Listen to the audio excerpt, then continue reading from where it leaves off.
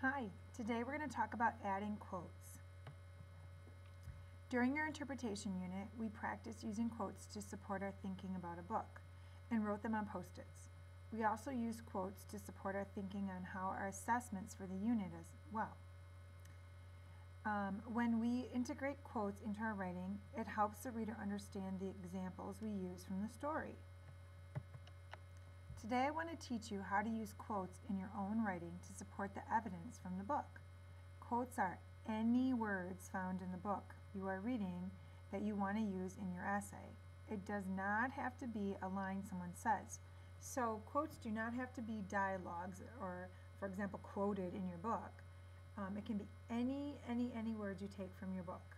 As long as you quote them, you can use them. So reread the pages that describe your evidence. Think about your thesis statement. What sentence or sentences in this part of the book really emphasizes or focuses on or relates to your thesis statement? Reread your body paragraph that describes this piece of evidence and find where quotes fit best. Integrate the quote using a quote starter or weave it into a sentence already written. Let's look and see how that looks. First, I'm going to show you like the thinking process that we went through to do this.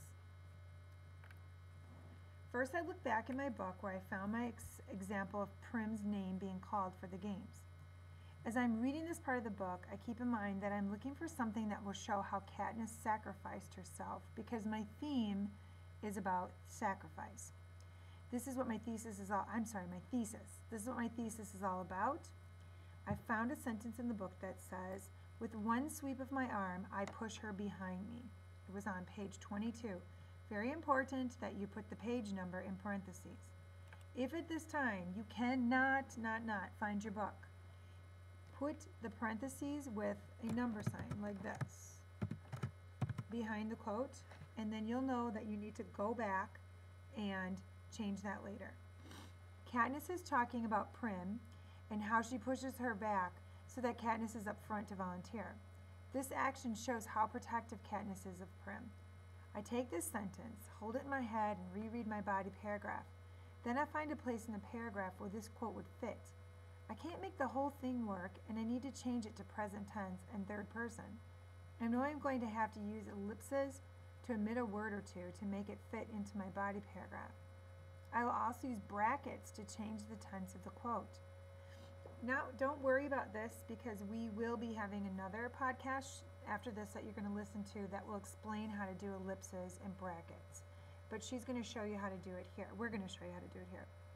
So I add the quote and then I use brackets and ellipses to make the tense of the quote fit my paragraph and sentence.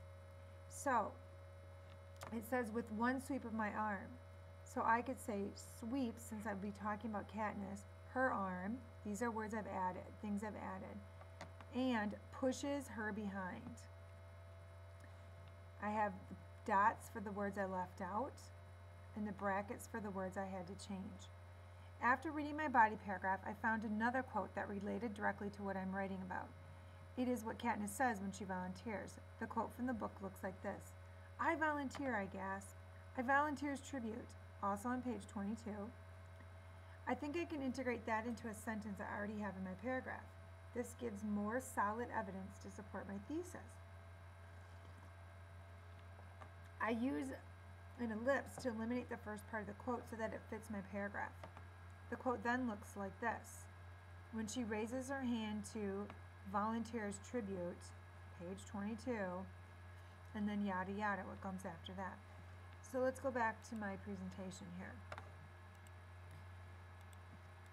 Okay, so that was my thinking. This is how it's going to look actually in the essay.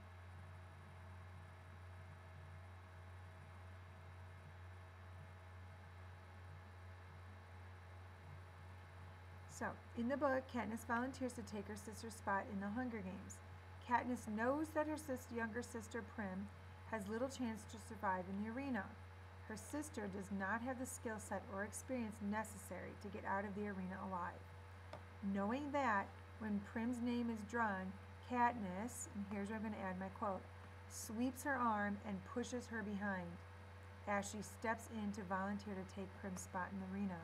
When she raises her hand to volunteers tribute, Katniss is not thinking about herself and what consequences she may face by taking Prim's spot. This shows, here's some more of that language we want to use, this shows that Katniss is thinking about keeping her sister safe and knows that she needs to step up, risk her own life as the older sister, and make sure Prim stays out of harm's way. Katniss's bravery and courage are characteristics of making a true sacrifice. After reading my body paragraph, I found another quote that related directly to what I am writing about. It is what Katniss says when she volunteers. So I think I can integrate that in, which I did right here. Once I have my quotes in my paragraphs, I have to make sure I punctuated them correctly. To punctuate a quote properly, you need to include the page number at the end of the quote, as I said before, put it in parentheses. You need to have periods and quotation marks. The quotes need to be integrated into the sentences with sentence starters, which would be like here. Knowing that when Prim's name is drawn, Katniss sets it up for the quote to come next. Or when she raises her hand to, and then you fit the quote in, so it makes sense. So you need these sentence starters or into a sentence already written in the paragraph. You need to use sentence starters. They need to fit into your writing, not just randomly plop down somewhere because they sounded good to you. Often I see kids just throw in a random quote somewhere and it wasn't like set up properly in the paragraph, so it sounds awkward. Alright, so let's go back.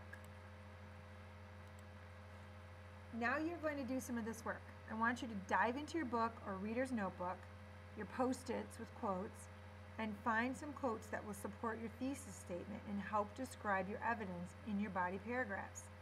Reread your body paragraphs first. So go back and read what you've written already, and then dive back into the book to find some quotes that support them, what you're saying. Hopefully you'll have post-it notes already that will support it. Don't worry too much about the ellipses and the brackets. I'm going to do a podcast. You'll see a podcast on that next. Off you go to do good work.